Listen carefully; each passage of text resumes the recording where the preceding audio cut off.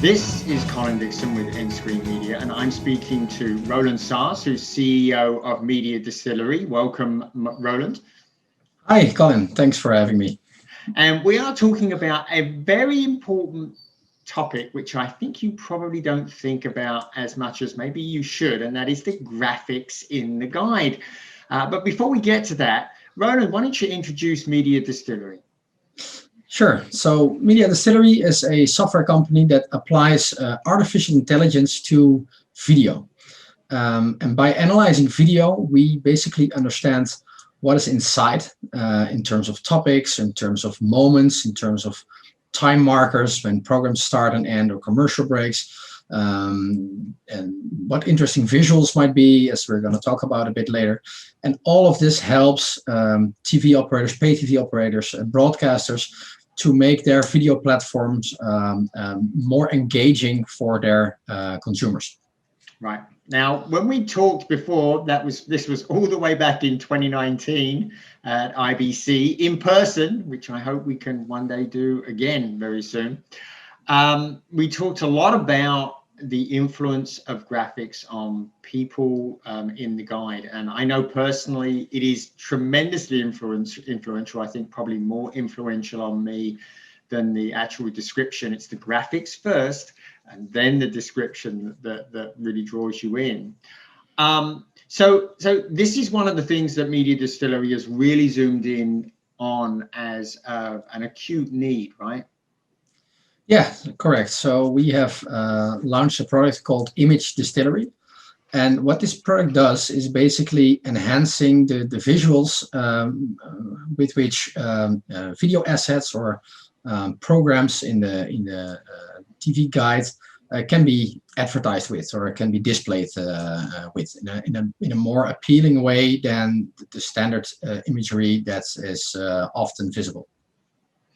Right, and this imagery, it turns out, is really, really important in our decision as to what to watch. I think I did a survey in Europe about a year and a half ago, 2 years ago, I think, and we found there that 3 in 5 stated that guide graphics are an important influence on viewing choice. And that was actually, it was even more so for younger viewers. So this is actually a critical part of that decisioning on what to watch. The problem is that many of the graphics that we see in guides are pretty much static, right? It's this, I see that, like, you know, when I'm watching CSI on Hulu, it's the same graphic every single time. It's not very appealing, right? No, true. It's the case with series, indeed, that the images are often the same. It's like stock images or standard images that are being created, but also with if you take a talk show, for example, which is every day the same host, and then often you would see, like from the last week, 5 times the same image, 5 times the same title, and it doesn't tell you anything. So how do you go about doing that? How do you go about creating these better images? So what we do essentially is we grab a still, or let's say a frame grab from the video itself.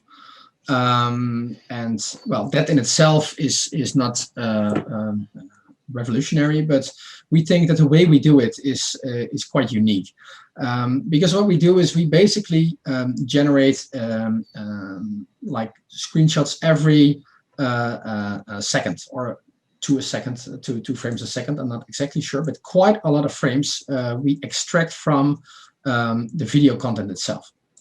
And what we then do, we start excluding items that we don't want, and we include frames that we do want, and items or frames that we don't want, so that we are not using our, well, black frames, blurry frames,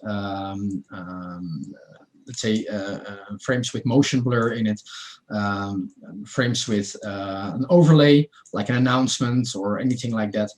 And the items we are looking for are people, faces, and multiple faces potentially, and faces with open eyes, so not people with their eyes closed or just looking at the other side. We're also looking for images with a good color saturation, so with nice colors, not just very dark or too bright, with a good positioning in the screen, like the rule of thirds applied, so it's a nice image to look at. We all do this completely automatic, like there's like zero editors involved, and in complete real time. So within seconds, images are available.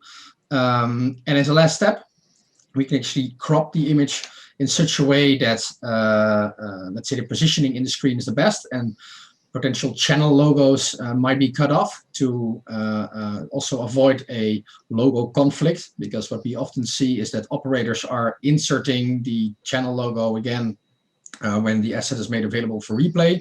So then you might potentially get a logo conflict.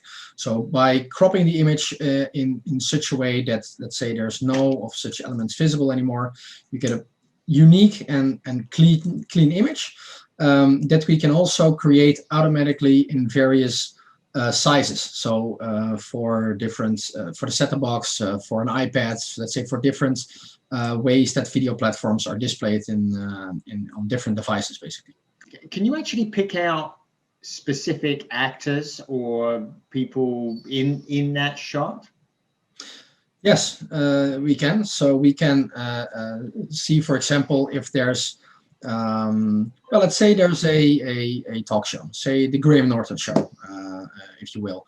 So what you don't want in this case is to have the face of Graham Norton every day, because, well, that's the same. That's something we do know already from the title, and that's probably also in the stock image that is provided before. But what you do want is the guests every day, one guest or two guests, or next to each other on the couch next to Graham. So that is actually something that we can select, who we do want and who we don't want in the screen there. And that's also adjustable per channel or per type of content or even per program. So I think Telenet in Belgium is actually implementing your system right now, right? Correct. Yeah, Telenet is actually the first customer that has launched this product. We just announced it. They they have launched it on 20 of their main channels, covering the vast majority of all the viewing time. And for them, we are generating 3,000 images on a daily basis, completely automatically. So talk to me about where you see this technology going. It's you've developed it now. You obviously have a development roadmap. What are you going to be doing with it? How are you going to be improving it? What are you going to be adding to it?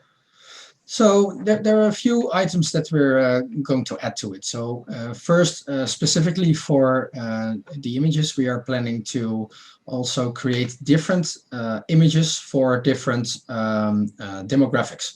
So then images could be personalized for the different types of viewers. So for example, men and women get a different image, or people from a different geographic region might view different images. I think this might be something that you're also used to from Netflix, that you actually see the same series or the same episodes being advertised with a different image than your wife might. And this is something that we can create as well. For that, we would need to work together with the customer, obviously, because we don't have those demographics and information ourselves, but we can generate the images and map it to the right demographics. So that's in a next iteration. And besides that, besides the Media Distillery, what we're also working very hard on is, well, what we call topic distillery. Is not just generating images, but also generating all the topics that are in a piece of content. And anything can be a topic, basically. It can be a country like Morocco. It can be an event like the Eurovision Song Contest. It can be an athlete. It can be the elections that were just held in a certain country or so. Anything can be a topic, and this is all something that we can extract, feed to an operator, or feed into a recommendation engine or a content discovery platform. And by this, viewers can much easier discover content that they weren't aware of before that it existed. So it's basically creating a completely different way of discovering content if you compare it to the traditional way of, let's say, just going through the EPG guide. Yeah, well, in a world where I think people are getting more and more services and are getting a little bit frustrated at being able to figure out what is where, this type of technology enhancing the metadata seems to me to be extremely important. But I will say that even with cross-service search availability, people still do tend to go in and use those guides. So I'm very glad that you're applying this technology first to the guide, because I think that's where it provides the maximum leverage, right? Yeah, correct, and you're absolutely true. And what we also see is that, you know, broadcast quality content is it's unique, it's very good, but it's just hard to surface. And nowadays, especially younger generations, as you already mentioned, they don't know what type of content is in what program, on what channel, what day, what time. But they do know that they like to know anything about Formula One or the upcoming European championship here in Europe for football. So, and that are, let's say, the type of topics that you can tag to it, and then you basically can create a swim lane or a carousel or just recommend videos based on somebody's profile or interest. Very good. Well, this is a very important topic, Roland, and I hope you come back and talk to us about other advances that you bring to the area. As I say, it's an area I think that we need a lot of advancement in, because people are really struggling with the number of apps that they're managing right now. So thank you very much for spending time with us. No problem, and happy to tell you about any new announcements that we have, Colin. Thanks for having me. Thank you very much, Roland. This has been Colin Dixon with nScreen Media.